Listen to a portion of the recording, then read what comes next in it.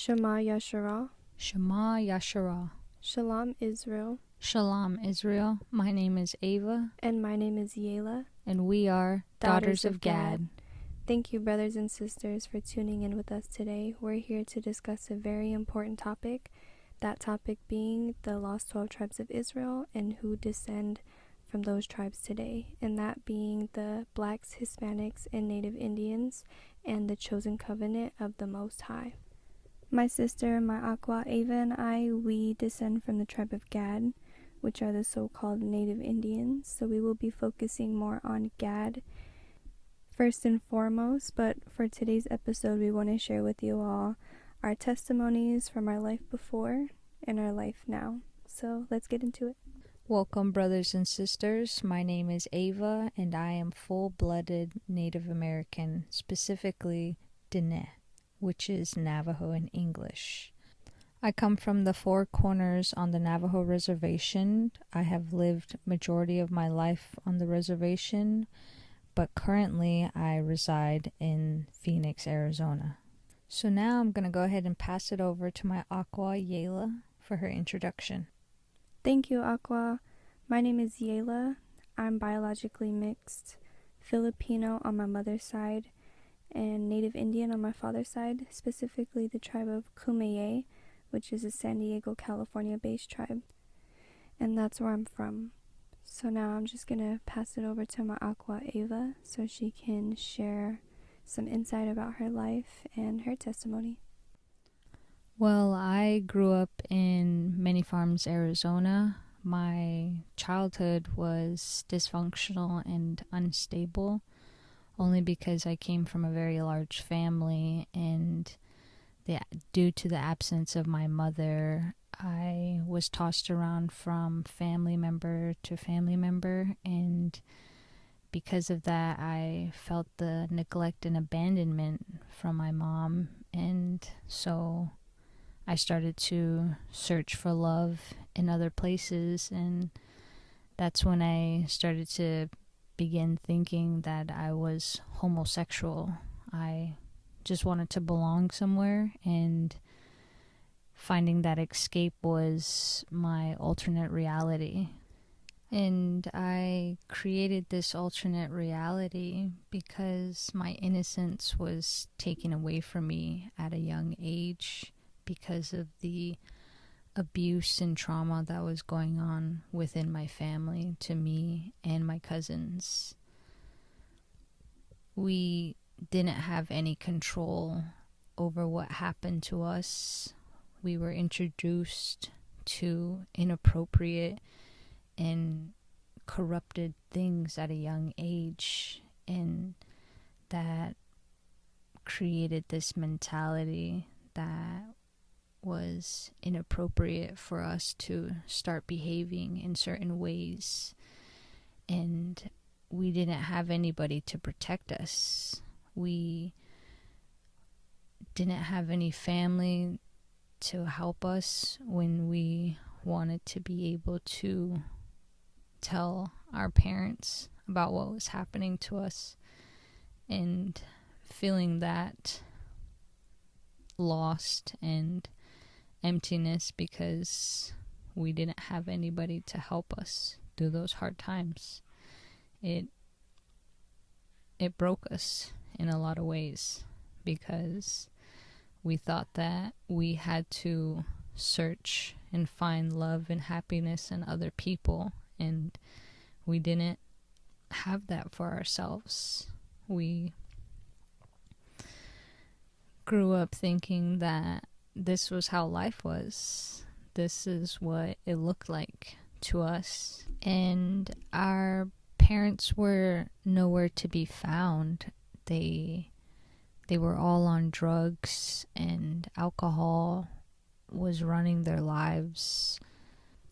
Because of that lack of supervision, we were doing anything and everything. We were very mischievous children, and we started to steal, lie, drink, and do drugs at an early age, and that corruption led us to more devious acts of destruction, like killing animals and burning things down and defiling the land because of our immorality.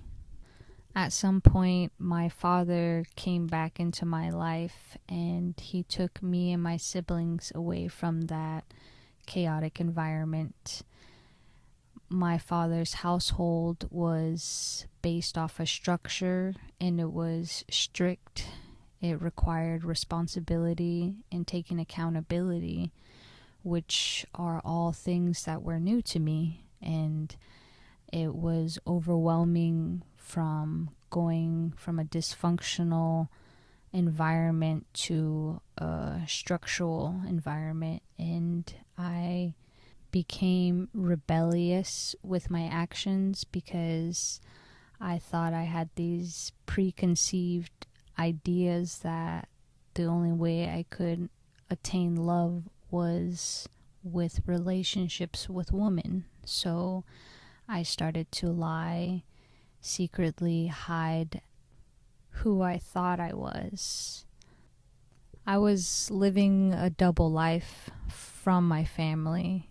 I had people lie for me just to be able to be in a relationship with a woman, and eventually it caught up with me, and my family found out about my relationship, and I couldn't handle my family knowing this dark secret that I thought was who I was. And so I ran away from home so I could be with this woman, and it turned my world upside down again. So I chose to live on my own and have this relationship for me, but that meant struggling, having to go to school my senior year, having to balance working and trying to finish high school ultimately. I still had this lifestyle of being with women, so it pretty much destroyed the best parts of me. I was very depressed for a long time because I felt like I gave my family up for this woman who I thought was going to love me and appreciate me and show me that I was her world. But that soon came to an end and it broke my heart. I felt lost and alone more than ever because I made this decision and I had to live with it. And it consumed me in a lot of ways. I knew that since I had done this that I couldn't go back. I had to find ways to ask for forgiveness from my family, but also understanding that I made a poor choice with my life. And so I moved to the city, but I was living from couch to couch, and I began to live with my cousin, and I got a job. I had some stability for myself, but I was still practicing this idea that I was lesbian. So I began to participate in pride festivals, and I still felt out of place. I still felt like I didn't belong, like my spirit could recognize that this wasn't meant for me, and that raw feeling just, it just sat with me, and I had to live with that. And so that's when I met Yayla. And before we get into the correlation of our lives together, I'll go ahead and let Yayla give some insight into her story before we get into our life journey. So I am from San Diego, California. I moved here to Arizona when I was 7 years old. My mother and my father split up when I was still basically an infant. And that's when my mother got in a relationship with my stepfather. And that's all I knew through most of my childhood. I didn't know anything about my real father. We moved to Arizona when I was 7, and when we were still living in San Diego, I never saw my real father. He wasn't in my life. So my stepfather, he is so-called black, or the tribe of Judah when it comes to the 12 tribes. And so that's what I thought I was throughout my whole childhood. I told everybody that I was Filipino and black. So already I had a sense of misidentity. I didn't really know who I was. I was a very quiet child, and a child who was exposed to abuse. I was exposed to corruption and inappropriate things that a child should not have been exposed to. I grew up with a mother who worked a lot, and over time, her presence became less and less and less. And so, living this way and moving forward as I got older and older, there was just so much going on. And currently, I have 4 siblings. I am the eldest, and when I was 15 years old, my eldest brother passed away. So there's 6 of us total, 5 of us living. And so, fast forward into my pre-teenage years, we moved around a lot, every 2 years. So I've gone to, a few different schools. And in my preteen years, same-sex relationships were starting to be accepted, and I would say more of a trend as well.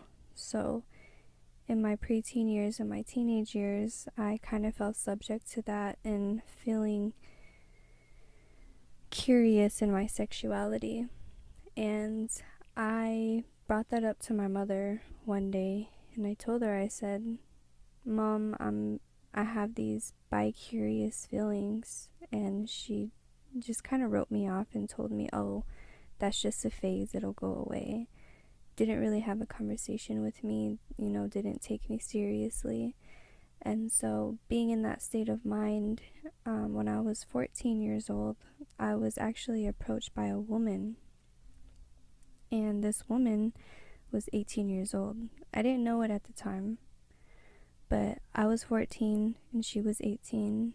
And when she approached me and, we started talking or whatever, I actually lied about my age. So she didn't even know my true age, and I was eventually exposed for it. And, she felt terrible, but we continued to pursue each other even still. So I was obviously wrong. The whole situation was wrong. My family was trying to be supportive of me, but they started to realize that she was not good for me and this was not okay. And so as I was being told by my stepfather and my mother that this has to stop, I became rebellious. I was like, no, you're not going to tell me who I can and can't be with. And so being rebellious and fighting for that relationship that I thought I loved so much, I turned into this person that was sneaky, that lied, that was obviously dabbling in smoking and drinking still, and just living a lifestyle that I didn't know that I would become. And so this relationship went on for years, up until I was 17 years old. But in the time of the relationship, there was so much chaos within my family. And when I was 15 years old, my brother passed away. And when he passed away, I met my biological father in the midst of the death of my brother. So I was getting to know him, and I was trying to process the death of my brother and the trauma that I went through just losing my brother and how everything happened. And at the same time, getting to know who I am through my father and seeing the parts of me that I get from him. So there was so much going on. I was processing so much. And also in the midst of that, my household became absent of a father. So my brother passing away, meeting my father, fatherless household. I'm the eldest child now. I had younger siblings to step up for, to make sure they were okay, to make sure they were fed, to make sure that they were safe, because my mother still had to work, and she coped with the loss of my brother through working, and she became a workaholic, worked 16-hour shifts at a time, and when she was home, she was asleep. So I felt alone. I felt traumatized. I had to grow up overnight, and there was just so much I was going through. And then at the same time, in the relationship that I was in was chaotic as well. So fast forward to my early adulthood years, 17, 18, 19, those ages, I started to be with men as well. So I went from one relationship to one woman, then to another woman, and then I just started to live a life of confusion. I was lost in the world. I was already living a wicked life according to the Most High, and now I'm at this point just very lost, looking for love and not really knowing who I am still, even though I had met my father and he's in my life in and out. So being confused, and at that point I'm working and I had just finished school, and I'm just trying to do what it is that I need to do. I'm still unhappy, living a depressive lifestyle, trying to be happy for my siblings, trying to lead a good role model, but I don't believe I knew what that was at the time, especially the life that I was living. I had stopped smoking for a while. There was times where I did party late at night, but fast forward, at a point in time, I seeked spirituality. I seeked to heal myself, and I went through a little journey of just trying to be better. So that's my life in a nutshell before coming into the truth and understanding my true identity and the life that I am truly supposed to live under the Most High. So at this point, Ava and I are going to get into our journey together and when we met and where we are now. So I met you in early 2017. Yes, it was early 2017 in February, and we were friends at first. But it felt like we automatically clicked together. Yeah, we clicked very well, and we were really tight, but we turned that relationship of friendship into a romantic one, and it didn't take long for that. It was only because we felt this strong connection between each other, and it felt like there was something between each other. And, maybe that friendship went more romantically instead of something more spiritually. Right. That's exactly it. So we were together for about 2 years, maybe a little short of 2 years. And Yeah. in the midst of that, I introduced you to my uncle. And when you met my uncle and we talked to him, we had a great conversation. He was excited to meet you. Yeah, he was in awe, basically, because being in the presence of a Native American, let alone a pureblood. Right. So he was excited because he acknowledged how special I was, and I had never felt so recognized or seen by someone, because I thought, oh, there's Native Americans everywhere, but people seem to be in awe when they come across Native Americans because there's only so few, but because of what's happened to our people for so long, that he was able to help me understand where he was coming from. Right. So, with him being so in awe of your nationality, he took that upon himself to lead us into a conversation, because he asked me about my father as well, and that's when I told him that I'm part Native. And so he was super excited, and he sat us down and he said, "Do you know how special you two are? Do you know where you really come from?"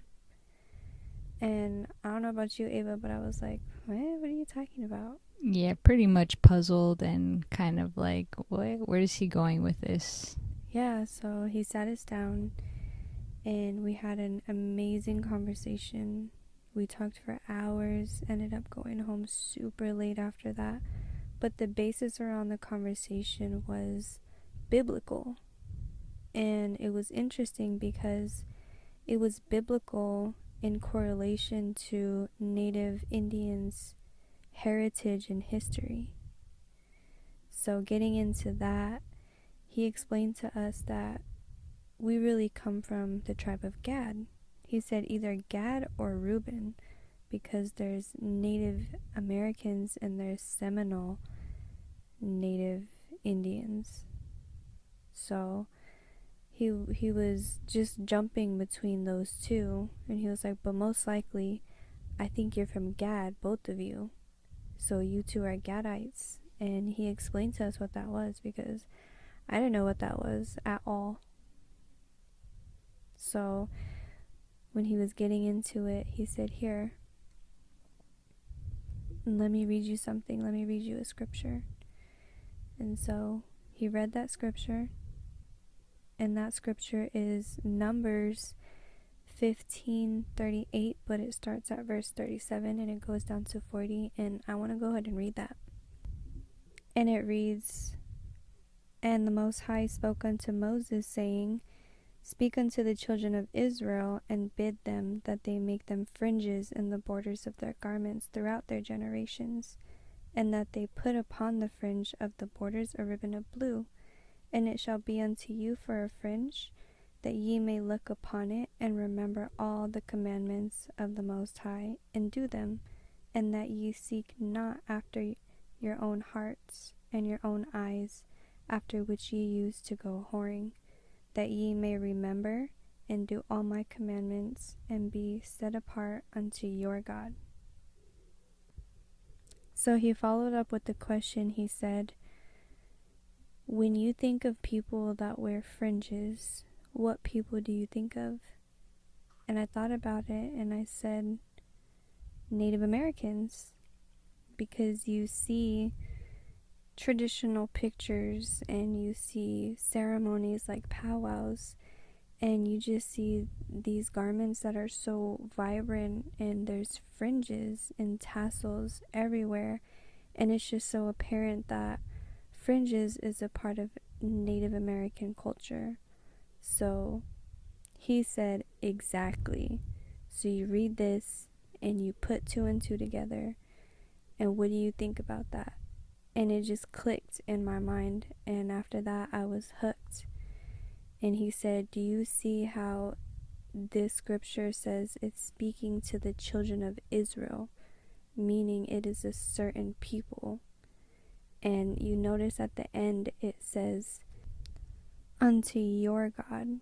So he's telling Moses to speak unto the children of Israel, and he's proclaiming that he is the God of the children of Israel. And who are those children? Who is Israel? Who is the lost 12 tribes?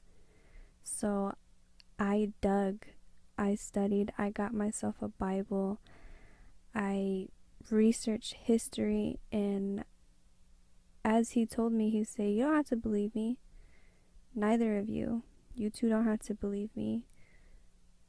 See for yourself. Do your own research and tell me what you think. So that's exactly what I did. And the research that I've done, the scriptures and studies that I have done, it's just so apparent that Native Americans is a part of the lost 12 tribes of Israel. And we are the chosen people of the Most High. And that's what this is all about. This is why Ava and I changed our life. We stopped living a homosexual lifestyle. We stopped looking at ourselves romantically. And we understood that we were meant to be sisters. We were meant to be sisters and daughters of God. And understanding who it is and what it is to be a chosen people of the Most High, you have to understand that, just like it says in the scripture, do all of his commandments. And living a life of homosexuality is an abomination. It is a terrible transgression against the Most High. And we knew that that was something we had to change. Right, Ava? Yes, we had to retrain our brains from all the conditioning that we grew up, all the lies that we thought we knew, but it was pretty much leading us up to this moment. We understood that we came into each other's lives for a bigger purpose, not for the instant gratification of a relationship, but to help wake our people to the truth about the scriptures, how the Bible is our heritage, that the Most High is speaking to us through scriptures. And we as a people need to be able to listen and to be obedient to the laws, because if we aren't, then we are no better than the hypocrisy that we live in nowadays with the people who use the Bible as a weapon, who do not follow it, but take from it. And those are the people that we do not want to associate ourselves with. We want to be able to separate ourselves and to be able to help our people understand that once you start to get right in your mind, once you start to get right with yourself, with your spirit, that the only way to salvation is to redeem yourself through your actions, through your choices, through the way you think and the way you believe and the way you pray. So we understood that it started with us, that if we wanted to live this life and help our own families come to this understanding, we had to be that role model. Yes, exactly. And our people as a whole, we're living through curses. And it says throughout the scriptures, our people, we fit those curses.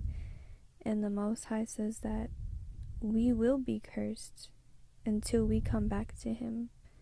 So this is why Ava and I, we sit here and we want to share our testimonies. We want to share our knowledge, our wisdom, and how important it is to get back to the basics, to get back to the Most High and to get back to our true heritage, our true identity, the one that was taken from us through things like religion.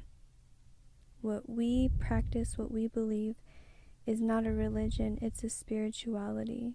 It's a relationship with our Creator. And through that we heal. Through that we gain understanding. Through that we come back together. And we show love to one another. And we live the way that the Most High intended us to. So we're here. Before, we lived in a life of transgression, living a life of being with one another romantically, up until now, after everything that we've learned and we've repented for. And it wasn't easy. It was hard. It was sloppy. It was back and forth. But we put in the effort, and we applied ourselves, and we learned the wisdom, and we learned the truth, and we learned our history as our people. So we sit here now as sisters, daughters of Gad, and we want to share with you, brothers and sisters, Gad, that you are special. You come from a line of the Most High. He has chosen us as a people. We all come from Adam, but the Most High chose a covenant, and we are those people. We are His precious gem. We are the multitude as the stars. So I ask you, just like our uncle asked us, Gad, so-called Native Indians, so-called Black, so-called Hispanics, do you know how special you are? And do you know where you truly come from? And that's what we're going to get into in our further episodes. We're going to talk about the so-called Blacks, Hispanics, and Native Indians being a part of the lost 12 tribes of Israel. And we are going to speak about history and how it correlates to scripture. And we are going to prove that the so-called Blacks, Hispanics, and Native Indians, we are one nation, and we are the covenant of the Most High. We are His people, and we are going to also get into in further episodes what that means and how we serve the Most High as His people. To end our episode, we would like to share a scripture with our brothers and sisters from James chapter 5, verse 16. Confess your faults to one another and pray for one another, that ye may be healed. The effectual fervent prayer of a righteous man availeth much. Basically, the only way that we will be able to heal each other is if we come together to help each other understand what has been happening to our people, what has been going on in this present and past. So we want to be able to share the wisdom and the knowledge, and to help people come to the understanding that you are more than what you think you are, that you have the blood of the Most High running through your veins, and that you are special. And so we want to say thank you for all of our brothers and sisters tuning in and listening, taking time out of your day to help better yourself. Thank you, brothers and sisters. Until next time, Shalom. Shalom.